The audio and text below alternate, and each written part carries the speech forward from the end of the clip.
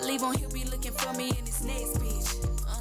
Throat, baby, I go throat crazy. He put me in that Corvette, that's why these hoes hate me. Yeah, fuck they opinion, cool, we grown. Turn her one night stand to a happy home.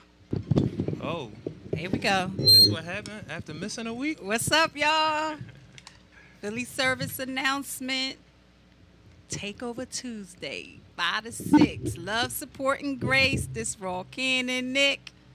My brother over here, I don't know what he doing. I'm fumbling. I missed fumbling. 1 week, and then I don't know what I'm doing no more. Yeah, come on. You got to come right back. So the first thing I want to say is my sister did an amazing job last week. Thank you. I got a lot of people calling me seriously, like, yo, that was a dope show. It was so, y'all need to do that again. I was like, she already got it lined up. It's already going to go down for y'all. We got to, she probably got the whole idea already figured out in her head. But a lot of people did get with me and say, yo, that's something that need to be done going forward. And I was like, well, that was just the beginning, because she definitely already had it in mind. It's the Black Queen experience. Yes, it is. You know what I mean? Yes, I'm with that all day long, all day. And we appreciate the love. We appreciate the support. So, again, this is PSA, Philly Service Announcement, Takeover Tuesday, Takeover, Love, Support, and Grace, Social Activism, resources, and art, y'all. Yes. Art is a very important thing. We want art in here. Yes. We like that y'all can get money and y'all can entertain and all that, but art is a deep thing. You know what I mean? It's very deep. Art is used to teach, if y'all don't know. We need art. And we need more art. We need more teaching art, because it's a reason why it makes so much money. Yes. You know what I'm saying? Yes. And it's a lot of messaging going on, and it's not the right messaging. You know what I mean? So we around. Yeah. Glockaware Radio. Yes. Every Tuesday, 5 to 6.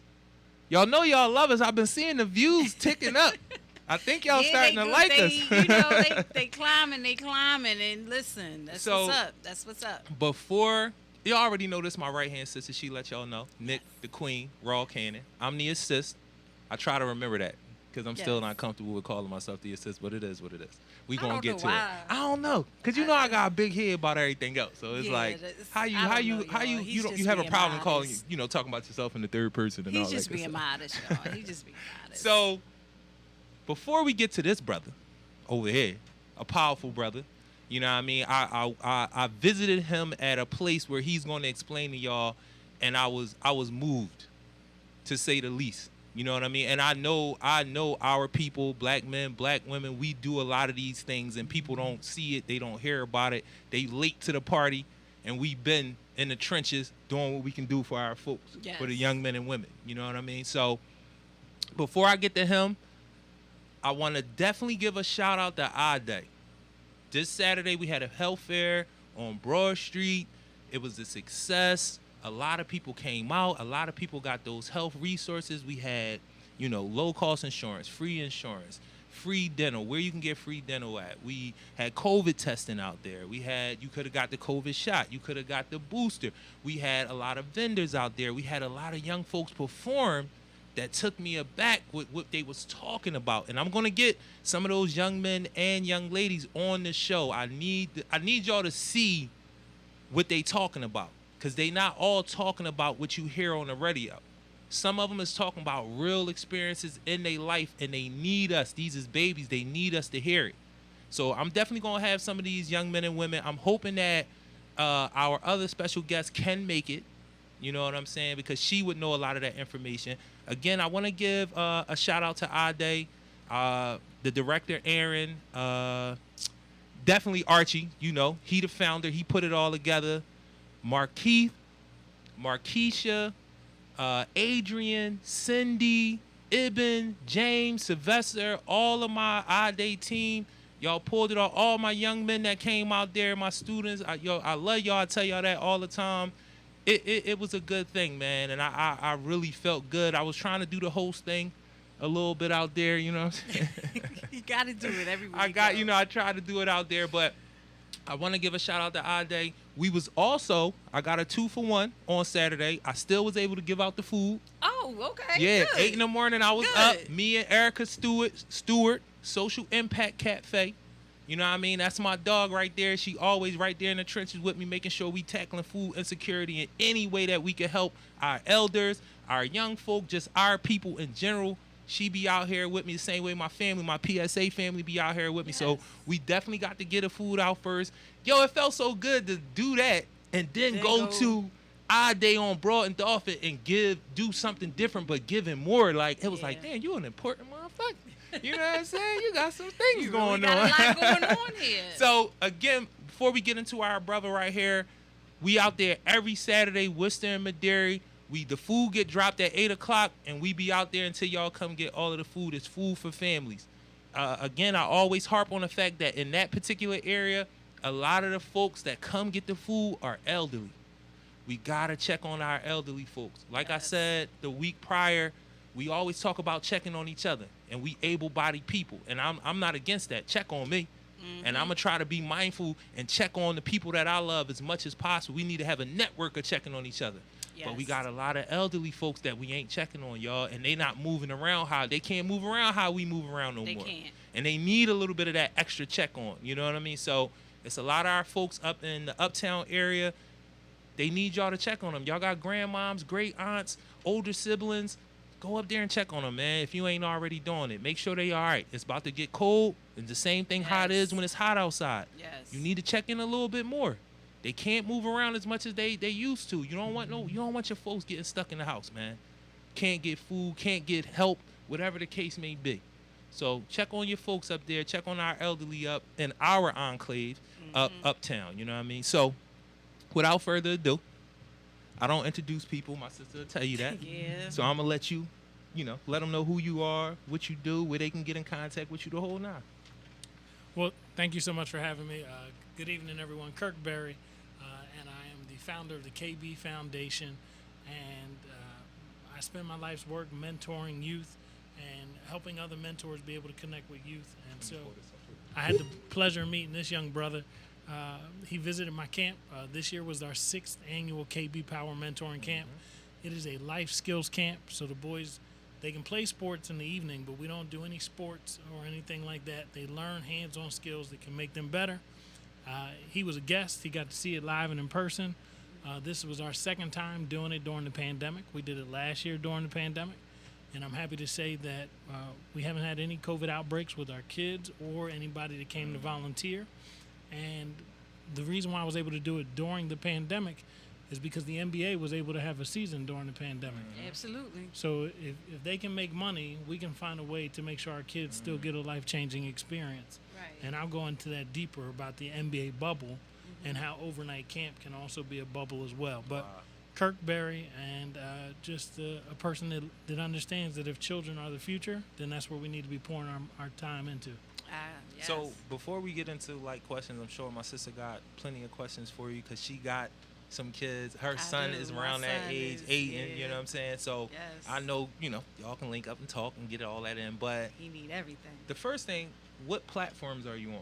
Facebook, Instagram, Twitter? Where can people reach you at? So I'm on all platforms, but if you're on IG, you can reach me at KB_power. So that's KB, my initials, _power. And that's my YouTube. And also Twitter, you can find me at Mr. KB Power.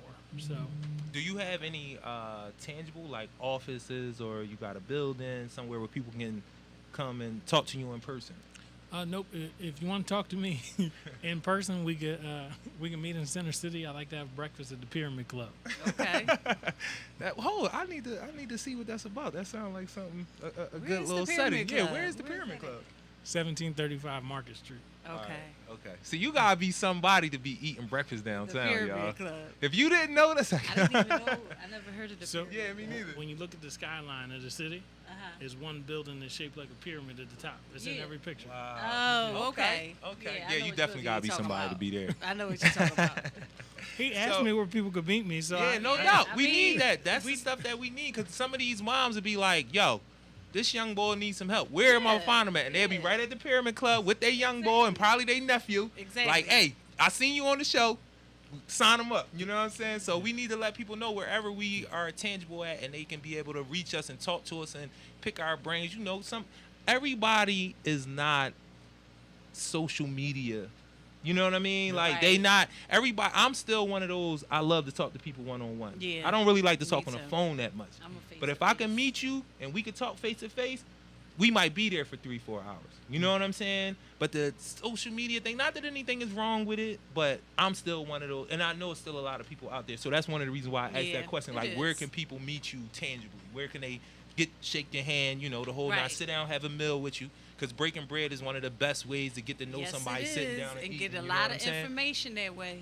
So So I also, because with the work that I'm doing with youth, not only do parents want to meet you, but they want to be able to see something. So my website is www.kb.foundation. So it's not .org, it's not .com, it's kb.foundation. And the reason why I take time to share that is because not only do people want to meet me, but they want to see what the camp looks like. Right. And sometimes, like you said, if everybody's not on social media, when I post videos and things like that, being able to read and see the things that we do from the website is also something that makes a parent feel more comfortable. Right. So I do want to definitely give a shout out to Kevin Brown from PEC, another one of those great people that's in my network. He the one that actually brought me up, linked me up with this brother. He was like, yo, this is somebody I think you really should meet. Y'all should talk, try to do some things together. And it, like the first thing that popped in my head when I seen it, well, shit, you can come on the show, tell them what's going on, and then we can take a lot of stuff from there because we are in the same lanes, different age groups, but we in the same lane. And I think yours is beautiful because it's before they get in trouble. Because we have a lot of, me and you talked about this, and I want you to kind of elaborate on it. We got a lot of, like Nomo, we have a lot, but they do a different age group as well. So that's where it doesn't like line up, but it can in certain ways, but we'll see going down the line. But you deal with the youth, the young brothers before they get in trouble. How important is that to you? Because some people be like, those kids that ain't getting in trouble, they already got somebody there for them, and that's why they're not in trouble. Right, I know, but I've heard that talking to people, like the kids that's doing okay, they okay, and I'm like, nah, we could do both at the same time. You know what I mean? So why was it important, one, the age range that you chose, and two, before they get in trouble? To your point, I hate the term at-risk youth because to me, every young person is at risk. They're at risk for making one bad decision. Right. So I send you a text message of a girl I took a picture of. You 18, but I'm 16. Right. She my age. You share that to somebody else. Now you in trouble. Exactly. Right? You wasn't at risk before that. No, you know it'd be one bad decision that just changed the whole trajectory of everything. So to answer your question, it wasn't that I chose to work with boys just before they get in trouble. Between 11 and 13 years old, you're still impressionable. So selling drugs could be cool, or learning how to fish could be cool. Right. It's just which one do you get shown in your community first? Right.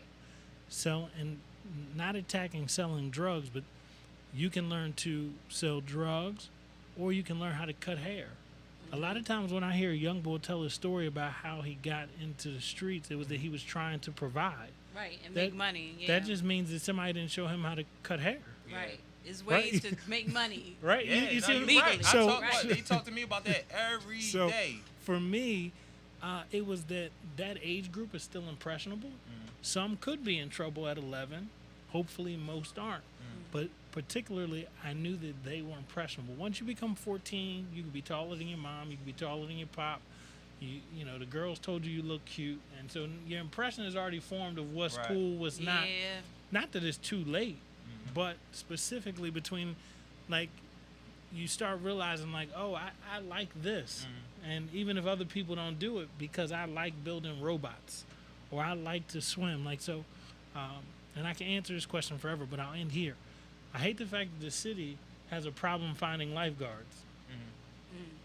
But they have a problem finding lifeguards because little black boys and girls can't swim. But if you're 14 and 15, swimming is corny. But if I teach you to swim at 11, 12, and 13, you could be 14 or 15 making $15, $20 an hour. That's a lifeguard. No, that's real. So, absolutely. So the whole point of working with that age group is because they're still impressionable. So the 2 points to that makes that so correct. The at-risk youth, I understand definitely the part that language plays. So when you say that to me, I never, because I've had conversations about language with people and they get offended. You putting too much into it. And I'm like, nah, that's a real thing. You know what I'm saying? So I definitely agree with you with making sure that language, you're not putting that out there. You feel what I'm saying? So I agree with you wholeheartedly. All kids are at risk. Right. Yes. And no doubt. The kids with all the money got more access to the drugs. Yes. Yeah. Right? And so when you Yes. be in their neighborhoods, their parents is worried about a different type of at risk Yes. than the low income parents, but they're all at risk. They all And are. it's funny because what you said, I got three things that go to all three things that you said. One, when you said about being 11 and being impression between 11 and 13, I remember when I was 11 years old, we had just moved up Southwest that summer. I found a baggie with like four things of raw cocaine and 2 caps in it. I took that to my mom at 11. At 13, I was on that same block selling drugs. Mm-hmm. You know what I'm saying? Yeah. At 11, I found it across the street from our house, and it didn't even dawn on me. Damn, I could probably make some money off of this, sell this, that. Because my impression, everything was still school, mom, going places with mom, doing, outside having fun, running Right. around. It was like, oh shit, I found some drugs. I'm gonna take them to my mom. She grabbed them, flush them Right. down the toilet. 2 years later, maybe a year and a half later, I was selling Yeah. drugs on that same block. Mm-hmm. You feel what I'm saying? So I definitely, that impressionable piece right there, that age range, 100% correct.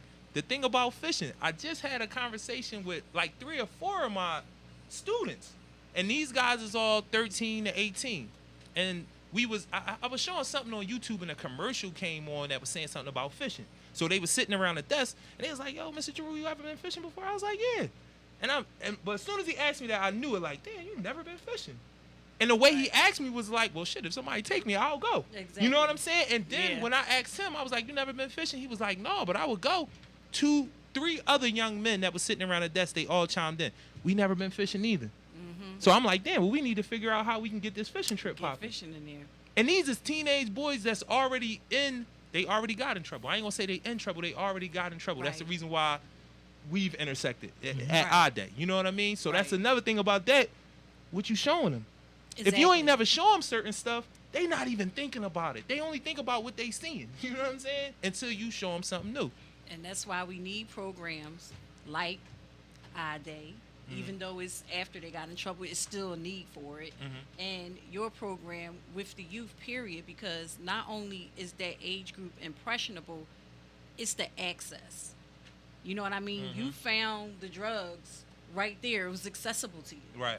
You know what I'm saying? So if it was other things out there presented and available for our youth, the things that they've taken so much of the art away from our community in so many different ways that they're leaving our children out here abandoned. You know what I mean? So getting programs, and then not only that, the programs that do exist, we got to get the word out. This Right. is getting the word And out. that's- exactly. PSA is sharing the resource. Because I know it's moms. Right after I came Yes, from your absolutely. camp, I told them when they was like, well, why you ain't take my son? I said, hold up. I just went I just went and visited the joint. I was Uncle just, Rue. you know what I'm saying? Like, why? You Uncle know my Rue. son, 12. I swear to y'all on everything. I got 3 or 4 women that I know as friends, family members. You know what I mean? Like, yo, Yes, they why you can ain't use come it. get my son? I'm like, hold up now. I just went and visited the joint. I wanted to see what it's about, and now I'm telling you about it, Right. so that when enrollment and registration and all those different things, and I already had it. I asked him from the rip, can you be on the show? The day I met him, I was like, yo, we need to get that out. People need to know that this exists. Right. Because the camp part of it for me was like, I've been to camps when I was young, and they was Christian camps, but it was the same kind of setup. And we had fun. Even after I started being in the streets. Me and my man was laughing about this last night on everything. He was like, yo, man, remember when we used to go to camp? And I was like, yo, I went to that camp till I was 16. I'm already all the way, but it was fun. It was a time to get it because it was in Virginia. It was somewhere I'd never been.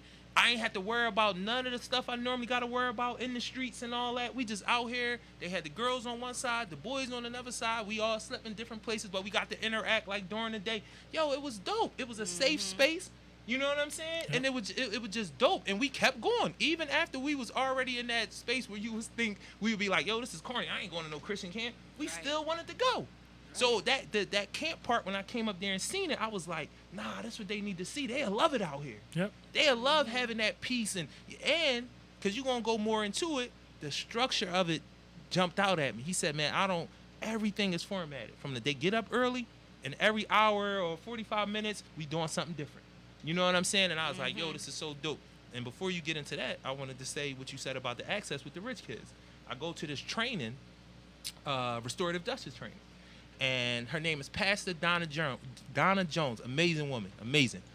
She lives in Delaware. And she said she feels more fearful living out here than she did when she lived in the city, because she got a lot of what she was calling them mini mansion families.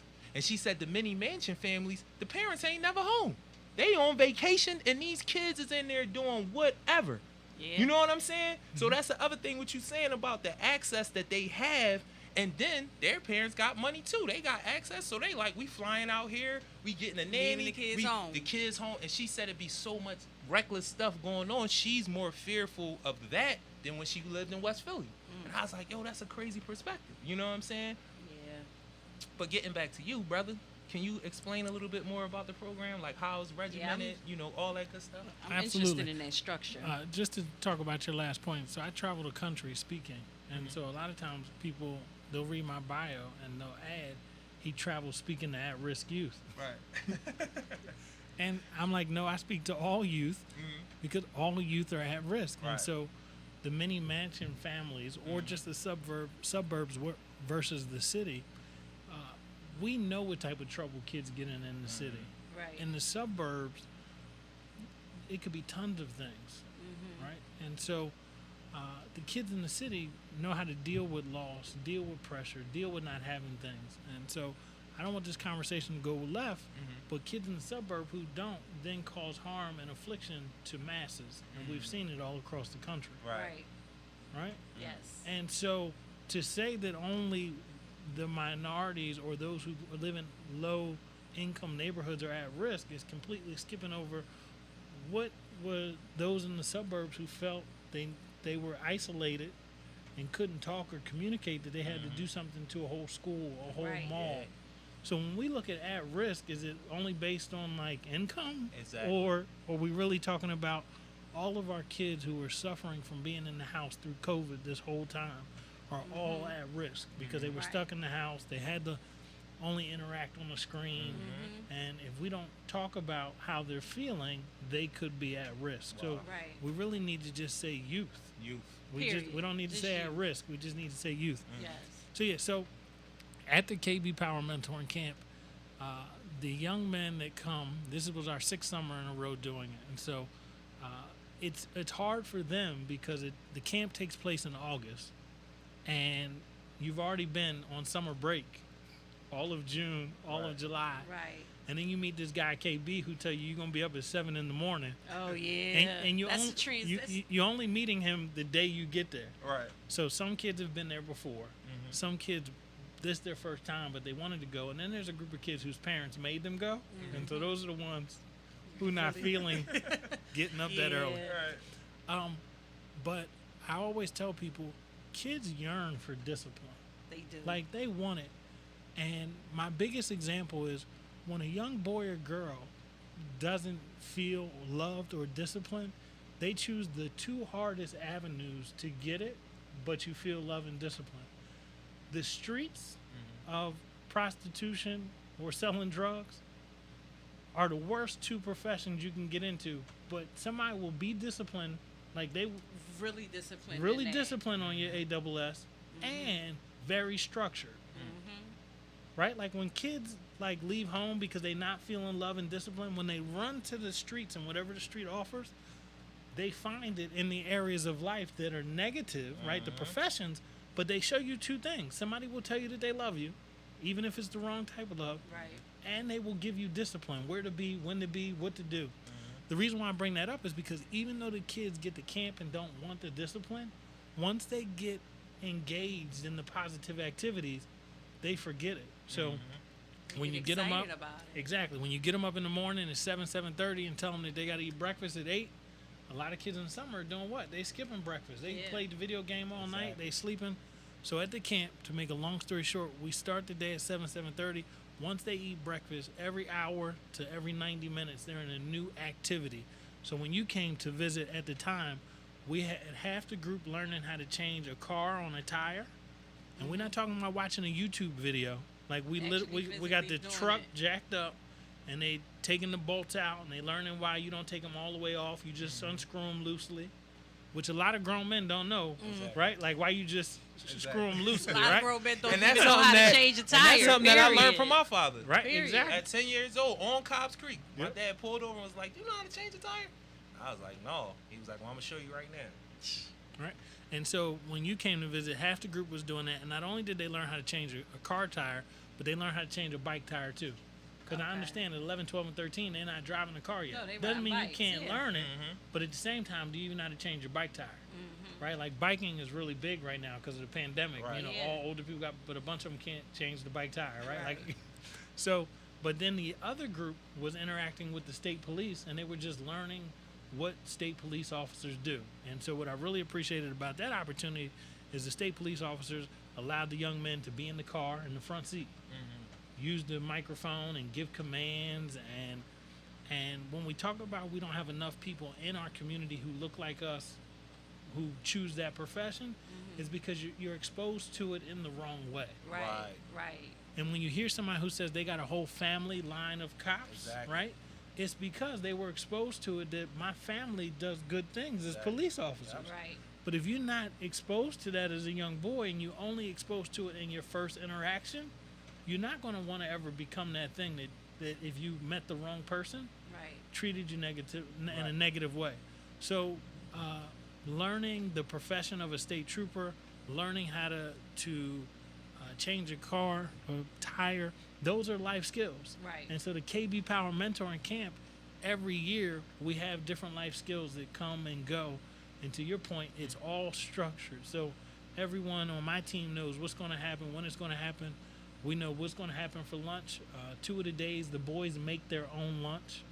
So we, I think that's the day I came up. They had the vegan. vegan guy up there. Yep. I don't remember the name of his business, but they had the vegan guy come up there and show him how to make the sandwiches and all that. Yep, And I exactly. think that's important. I think more men need to cook. You know what I mean? And like, you know, I my need to learn son how was to cook 3 years myself. old making his own sandwiches and stuff. Wow. Like he was a grown man. I said, son, you're gonna have to learn how to cook. So, but it's interesting that you say that more men need to learn how to cook. The greatest chefs in this world are men. They are. We're not saying the best cooks, but when we No, talk the about greatest chefs, the yes. greatest chefs, but depending on how you grow up, you only see women cook. Right. Yeah, exactly. Exactly. And you that's start real. to think that there's roles, It's a woman's role, and right? It's not. Like, And and it's it, not. exactly. It's really not. And if you're a real man that likes to eat, you cook your own food. Yeah. Like if you No, like to for eat, real. like You like to eat. if you're a man that like to eat, you like I'm not waiting for nobody to make me no meal. Exactly. And unless your wife know how to cook. yeah, right. But if she choose not to, and you're a big boy that like to eat, like if you're You a gonna skinny, have to eat, if you're a right? skinny dude that like you can wait till somebody make it. But if you love to eat, You and gonna your figure wife, it out. You gonna get in there and figure that joint out. And so, I'm not trying to push being a vegetarian to our kids or being a vegan, but the reason why I have Vinny come up, we grew up as kids together, and I love what he does, and he has a passion for it.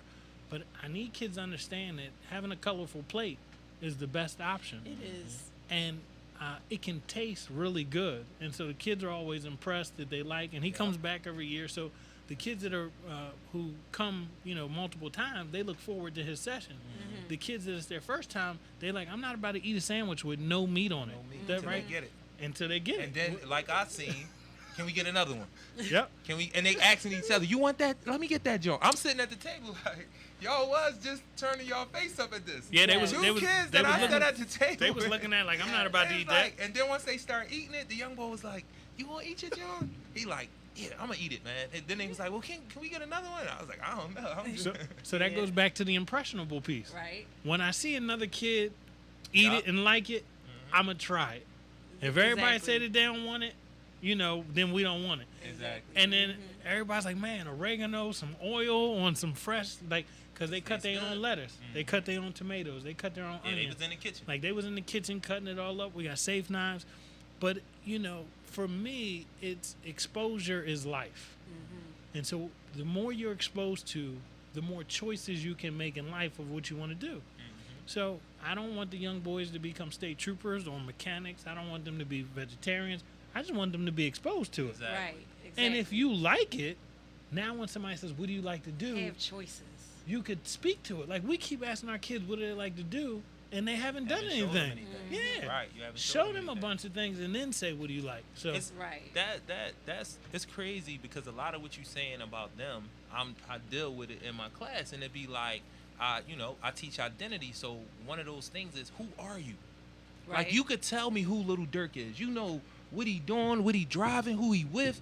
You know everything about his background, how time he got locked up, what gang he was in. You know who was his ops and all. You know all of this information, and then when I say who are you, it's a moment. And I was telling him, I was like, y'all like to tell me that y'all young men. Every man I know, when you ask him who he is, he start running stuff down. I'm a father. You know what I mean? I got a kid. I'm a husband. I worked on an engineer. I like basketball. I love baseball. You know what I'm saying? Right. It's things. I'm a black man. They could just run down so many things. And I was like, this is the time when y'all, if you don't know at 16, that's fine. But you need to be thinking about it. You know what I mean? And I think that goes into the whole exposure piece. If you ain't been exposed to nothing, you don't know what your hobbies is. You don't know what you may like. You might like cricket. yeah. But Yeah. you haven't been exposed to it, so you don't know that's what you like at that point, and that's a part of knowing who you are. So I think that those things actually definitely come together. And the other thing you said about if one of them say they don't, if two or three of them be like, nah, that's corny, Mr. Jarue, that's corny. I can see the other young boy in the corner. He want to say something, but But once he they not said that going they to. didn't like it, He it not was going like to. I'm asking them, be like, I don't know, Mr. Jarue. Like, Yeah. no, I seen it on your face. Yeah, the Your expression. face told on you. You like what I just said about going to, because I had him watching this thing about the on YouTube about Dubai. Right. Because I just want y'all to get a visual. Like, look at what they're doing over there. You know what I'm saying? And Dubai is like leading the world in construction. Right. So that fed into another thing that I was telling them about having a trade. Because if you got a trade, you don't got to speak that language. No. You could go right over there and get a job and be making great money They do without it being here. able to speak the. You know what I'm saying? Right. Exactly. You know what I mean? So that exposure thing, that access thing, that's a big thing. We have to make sure that our kids know.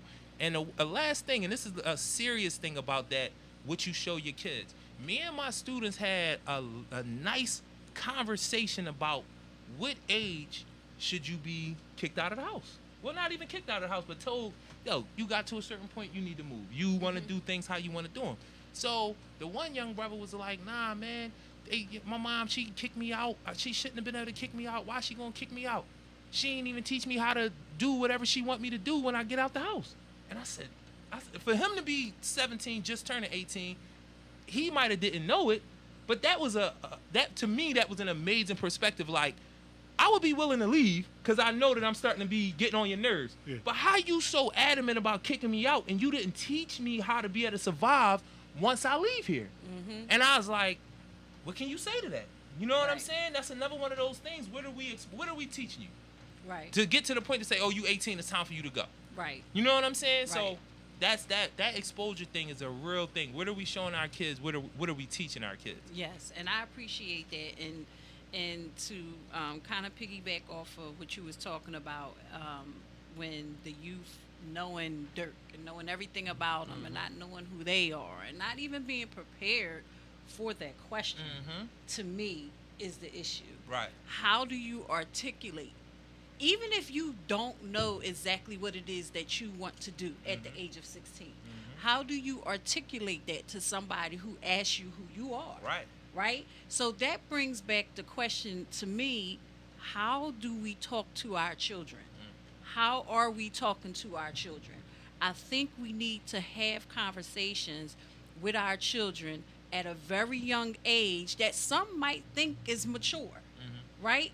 But these children are sponges. If you use a certain kind of language and you have conversations with them at a young age, they'll be prepared for those conversations when the people outside of the home, people in the community, the teachers and stuff like that are having these conversations with them, they'll be able to understand it. You know what I mean? Because we can tell them stuff all the time. We can say things to them all the time. But do they understand it? Can they articulate what we're saying and say it back to us? Right. You know what I mean? So that is one of the things when you talk about impression and access and knowing who you are, even if you don't, how do you have that conversation? How do you tell somebody who you are? Right. You know what I mean? So I have a great answer for that. Great. That's So- wonderful. That's why you here. That's why you're here. Yes. But I do understand that every parent raises their kids differently. So when you Yes. talk about how you have that conversation. So my daughter's 9. Her name is Chelsea. And I made a decision from the very beginning that I would never introduce her. So from the time she could talk, if someone asked me how old she was, I'd look at her. Right? So Yeah. when you ask, what conversations are we having with our children, I'm a firm believer of teach them how to have a conversation. Right? So now I'm not actually saying anything. You have a mouth, and you can talk. So she got used to saying, "Hi, my name is Chelsea. I'm 2 years old. I'm 4 years old." And like she at that age, you can't have our address because you'll share everything. right? Exactly. They'll run it. But you can have the things that people always want to ask. Right. What that does is it creates a child who can be able to answer questions, as opposed to every time someone asks them a question, they look at the parent. Right. So That's now, a great point. now you don't know how to communicate. So there's a whole bunch that comes with that, though. There is never a time where my daughter feels like she can't speak up for herself because I made her do it at an early age. I think that's a very good So point. when it our is. kids experience negative things and are afraid to speak up about it, it's because they don't talk most of the time. Right. So when we get to his question about who you are, even if they can't say who they are, they can communicate something. Right. And that's what we really want our kids to be able to Exactly. do. We want, Right. to your point, how do we talk to our kids? It's really we need to put our kids in a position to do the talking. Right. For themselves. Yes. Empower themselves. That is a very good point. And That's we can amazing. do it just from introducing yourself. Like being able to say, "Hi, my name is," Right. right? Because when people say, "Hey, how old's your son?" Well, let's ask him, right? Like, let's ask her. Once we start doing that, we empower our kids to be able to Exactly. speak And that and say something, and we'll have to say when it's the right thing to say, or like when it's a good time to Right. talk or not. Like we can learn that, but they never learn it if we answer for them. Right. And then you become a 9-year-old who people start asking you these questions. In the first 7 years of your life, you never answered anything. right. So And you just, I don't know. it's I not don't just know. what Ask the mommy. yeah what's the or it's Or just daddy. just look at them. It's just look Yeah. at them like they asked me a question. Let me look up. Yeah. So it's not just what conversation are we having, but how are we teaching them to be able to communicate for Right. themselves? Once you do that, I just recorded a video with my daughter in the summer, and I got ready to turn it off, and she was like, "Don't turn it off yet," right? And we doing this live, right? Right. And everybody is like, "Look how outspoken she is." It's because. Like I was like, listen, you only get 60 seconds on the gram. You only Right. so whatever you got to say, hurry up and gotta say hurry it. up. Right. But she was like, "Don't cut me off," right? Like I was Right. about to say, everybody She have a spoke good up. day. He spoke up. Right. And that's what you want. That's You definitely want that's that. exactly we You want kids definitely that want speak that. up, because then it becomes easier to answer your question. Right. Absolutely. So- And I just really quickly, when we talk about terminology, right? I appreciate the word that you use is empowerment. And I agree wholeheartedly with you that right there is a way to start empowering our children and also giving them the floor to empower themselves. Yep. And I agree with you 100% on that. We're going to definitely get back because I got a couple more questions for you. This is PSA, Philly service announcement. Takeover Tuesday takeover, love, support, and grace. It didn't even come out. Yeah. Glockaware Radio. Glockaware Radio, the number Yes. one internet station in the world, Craig. Craig. In the world, Craig. Yes. But terminology as well, and this is before we go to my sister and to say her name segment, because I'll forget it. But when you said about her being outspoken, I love that because that's something that's attached to our women as a negative. Yes, You know what I'm saying? So I love that you say like she's outspoken, and I'm good. I'm behind her with that. Yes. You're never going to shut my daughter down and make her think that because she's a woman of color that somehow that's a negative. Like they always got something to say. You don't never know when to shut. No. What is that? So terminology with that too. I'm glad you said outspoken, and it's like, yeah, she's outspoken, and there's nothing wrong with that. You know what I'm saying? Nothing wrong with that. It's really nothing wrong with that. And as black women, like you said, we have this negative stigma. If we outspoken, we a bitch, right? You know what I mean? But if it's a white woman and she's outspoken, she's standing up for herself. Concerned. She's concerned. She's empowered. Yeah, she's concerned. You know, she was just all of concerned. this. But, you know, the minute that we speak our mind, we are stigmatized with, you know, negative stereotypes of being a bitch. And that's one of the things that black women in power struggle with. You know what I mean? No matter what level of power that is, you know what I'm saying? Black women in power, we struggle with that. And with that being said, today, say her name, I would like to put on the floor Fantability. And the reason I would like to put on the floor Fantability is because this is a ongoing issue right now.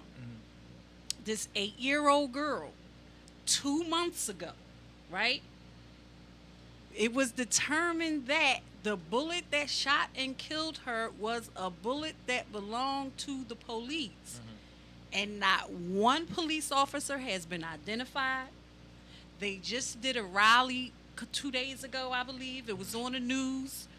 And here we are, this young black female killed, right?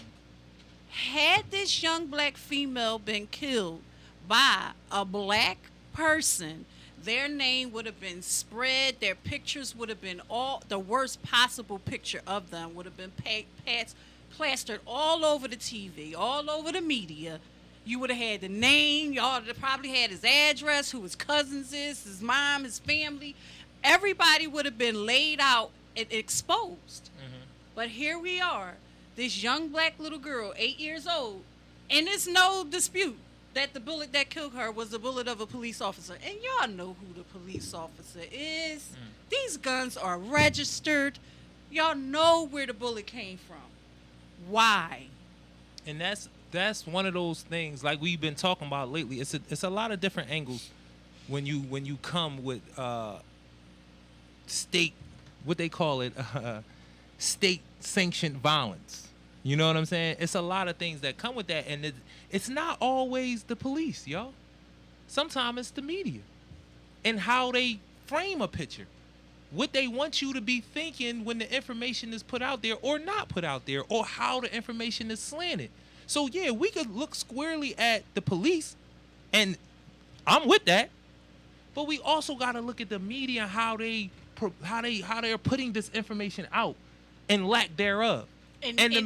And not only that, brother, they both are playing a part, but we both know they in cahoots with each other as well.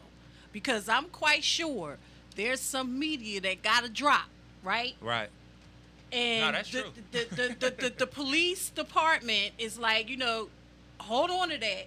We'll make sure you get the first, you know what I mean? Nah, if you that's hold real. that story, we'll make sure you get first access to, you know, the press conference. We'll answer your questions first. Yeah, you'll get at all the press all the conference. leaked information for you your know, stories. Exactly. So it is, you know, they're not exclusively of each other.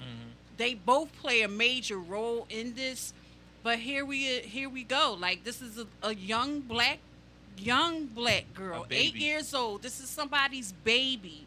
Somebody lost their child, and nobody has had to answer for that yet. Y'all shouldn't be playing with the information. It always goes again to the same thing when we start talking about, and we're not people that shy away from this. No. When we talk about institutional racism and how the system makes people treat people in a certain way. The information, the faulty information, the junk science, and we can go on and on and on. The lack thereof. That builds up the system of racial institutionalized racism, because it goes on in every institution, Yes. whether we talking about medicine, law, media, it's there. And what it's doing is it's making that 8-year-old baby not worthy of what she should be worthy of. And that's justice. That's right. And her family, it's making them not worthy of what they should be worthy of in a situation like this. Answers. So we're always going to. I'm always going to point to that when we talk about that. When we talk about Say Her Name and the intersectionality of it, we always going to harp on that. But we know what creates these things, these happenings that happen, is institutional racism. And what side of it are you on? Are you on the privileged side, where the institution works for you, or are you on the you're not worthy side, when the institutions never work for you? And when they do, it's like, see, they want to point at that one thing. See, he made it, but it was 100 people behind him who didn't because of how the system is set up. Absolutely. You know what I mean? So that's always going to be a thing, and we need to say her name. We need to say her name. Fanta Belidi. We need justice. Her family needs answers. This is an 8-year-old girl A gone baby. way too soon. Fanta Belidi, y'all. Would you like to share anything on Say it? her name, Fanta Belidi. And That's where's that right. at? Just in case anybody doesn't know, where's that happening? Folcroft. Okay. Delaware Not County. too far away. Folcroft, yes. Not too far away. It's the Folcroft Police Department. They were out there marching in Delaware County 2 days ago, I believe. The community, the family was out there. But, you know, I don't really have a whole lot of details of it. Because they're not putting a whole lot of details They're out. not putting a whole lot out there. Yeah. But I must say this story is, you know, it's becoming bigger. And the more they hold on to this, the bigger this is going to get. And it's going to be on a national level before you know It it. should already be. It 'cause 2 months should. is a long time. 2 months? And I'm gonna keep saying it. This is everybody's life is worth. It's worth something. It's worth a lot. It's worth everything. For me, the biggest thing that we do, our purpose, when people start, and this is for me, when people start asking like, what is our purpose? I've learned, and how I live is to sustain and promote life. I don't want to involve myself in any anti-life behavior. Right. That's how I try to live my life. No because the most important thing about living is life. And we already know that people who value their life, they value other people's lives. Yes, they do. It's very rare that a person who really values his life is willing to go do something harmful or take somebody else's life. And that's true. So for me, the biggest thing is sustaining and promoting life. No anti-life behavior.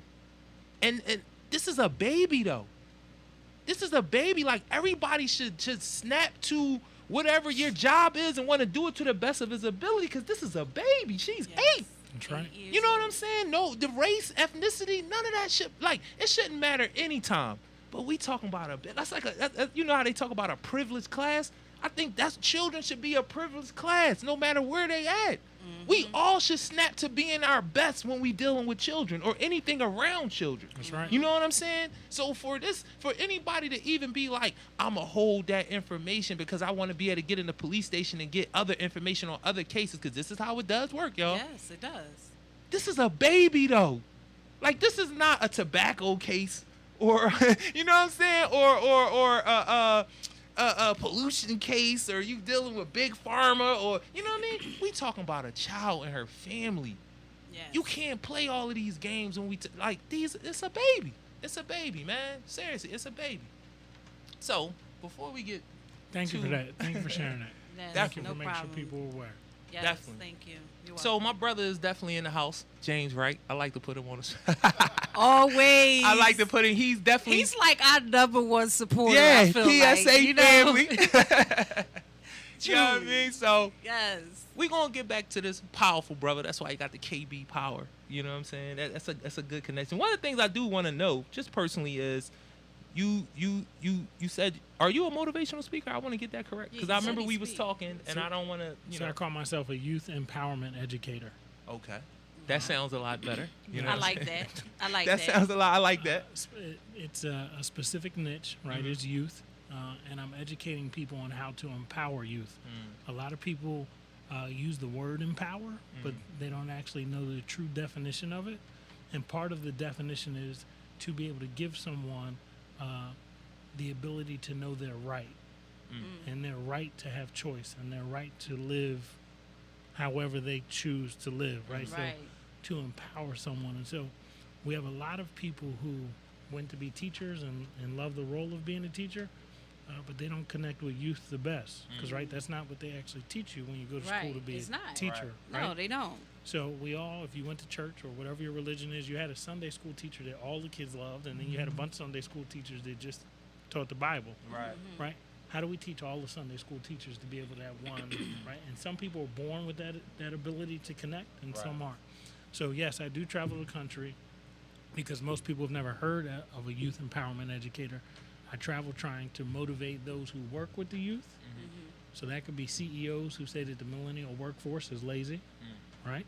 It's not just teachers and kids, but it could be coaches who work with youth. Some coaches have it. Some coaches just know the X's and O's, but they can't connect with the kids. Right. They're still good coaches, but they you can't. That missing piece. They can't empower the kids.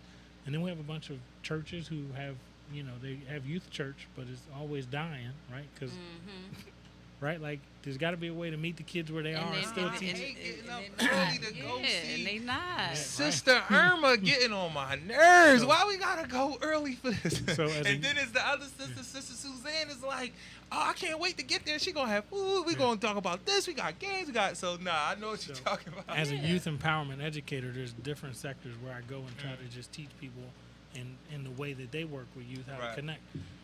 We ask a bunch of adults to become mentors, and if you spend 4 hours a month with a kid, you'll change his or her life.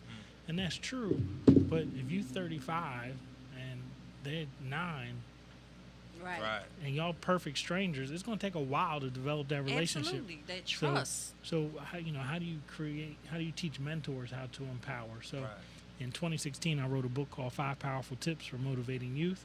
So all my work is aligned with trying to help adults better connect. And give them the name of the book one more time. 5 Powerful Tips. I didn't know this part. 5 Powerful Tips for Motivating Youth. 5 powerful tips for motivating youth. And you know what? That sounds like a good read. Yeah. Like it's something I need to that read it. I need to read it. So, to be perfectly honest with you, in my quiet corner in my house, I take that as an insult that it's a good read. Because I didn't write it for it to be a good read. I wrote it for you to tell me whether the tips work or don't work.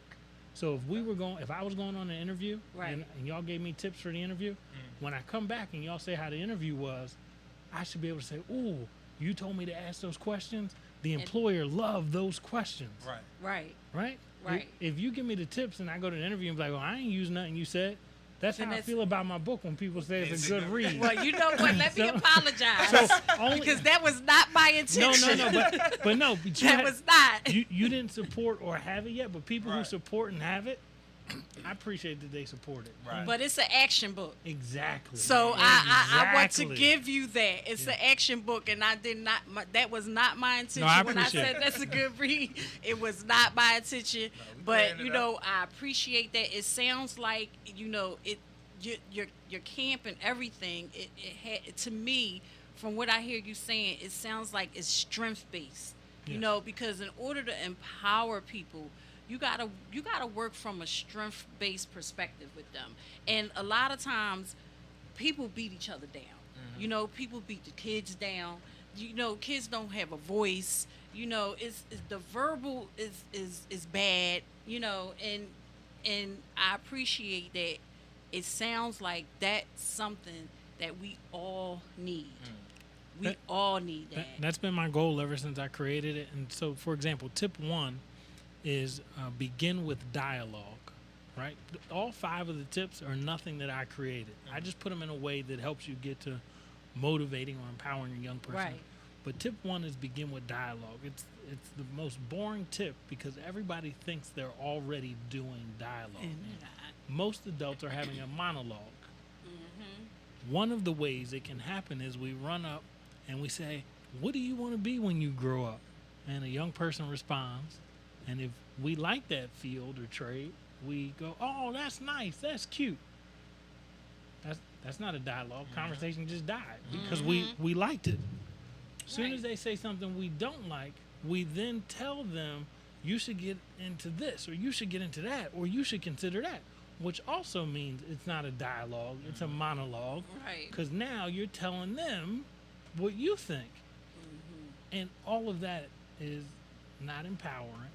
And if it happens enough times, you become a young person who, even if you were never told that you can't become what you want to be, because a bunch of people never affirmed it, and not affirming it by saying, oh, that's cute, that's nice, affirming it by taking you by the hand and exposing you to it, you believe that it's not possible. Exactly.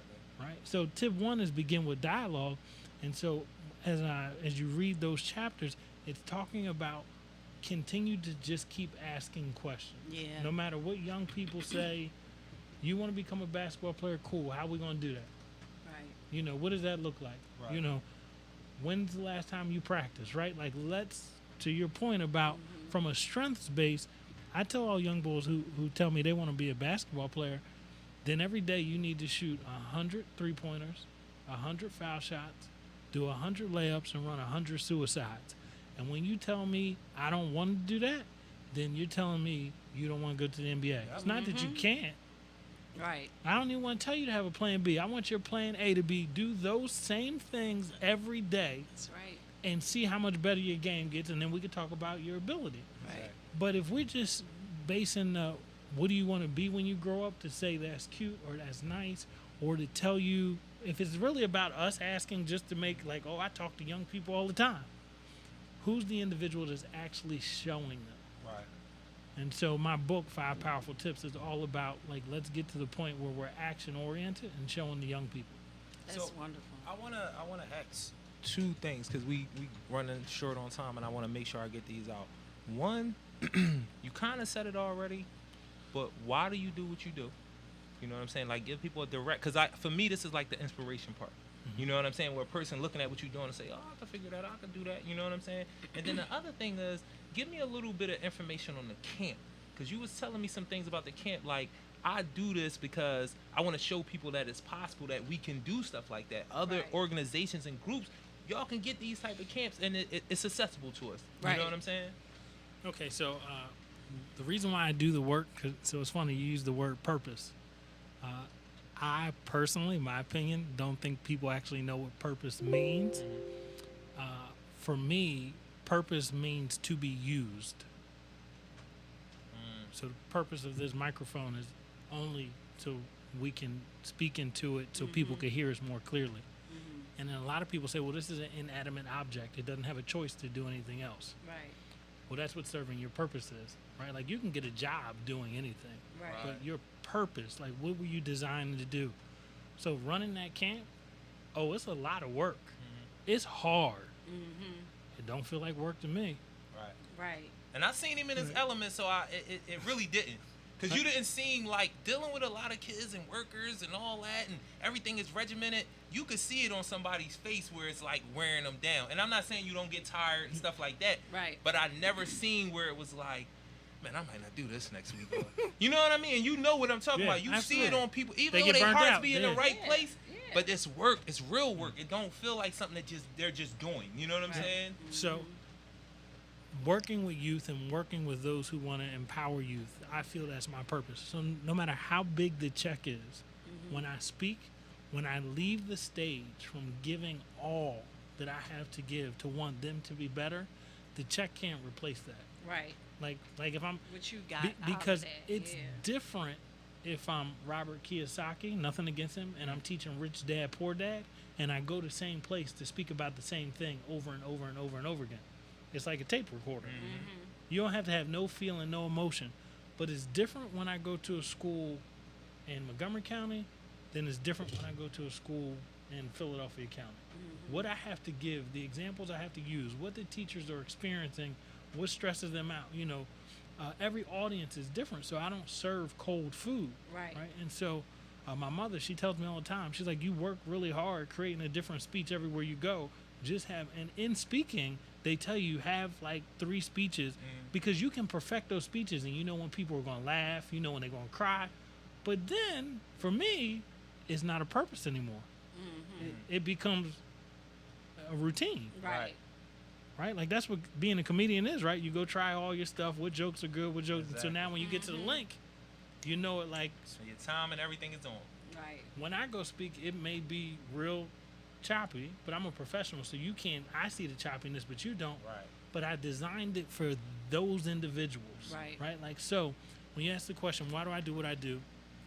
I got tired of hearing people say that young people aren't motivated, and a lot of adults feel that today's generation, and 10 years ago, and 10 years before that, and depending on how old you are, they felt your generation wasn't motivated. Right. But whenever I'm in a successful room, no matter how much money, real estate, when you hear successful people talk about how they made it, at some point in their story, they talk about an adult that poured into them.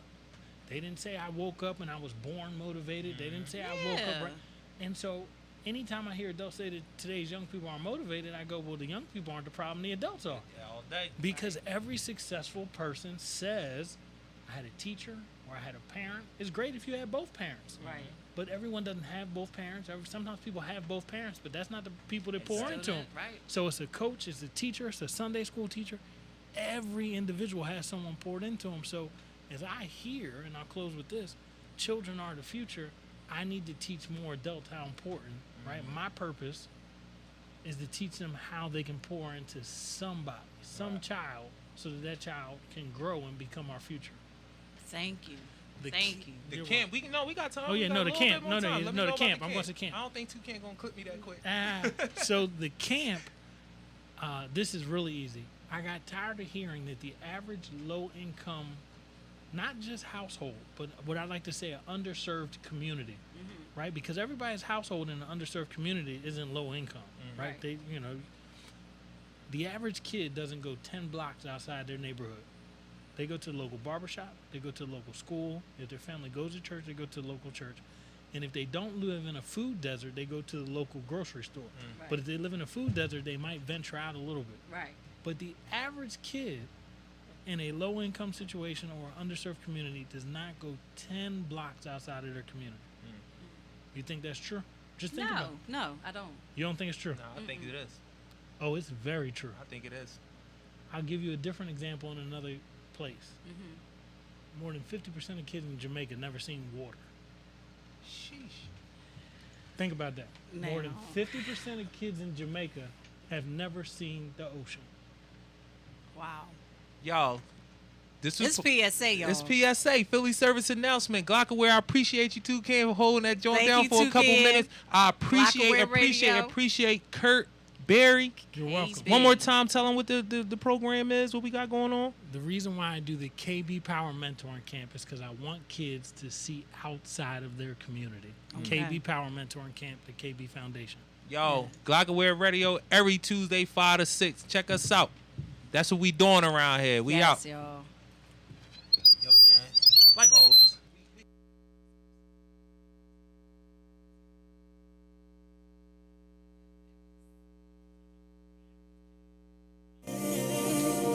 Oh, is that Kenny? Go crazy. History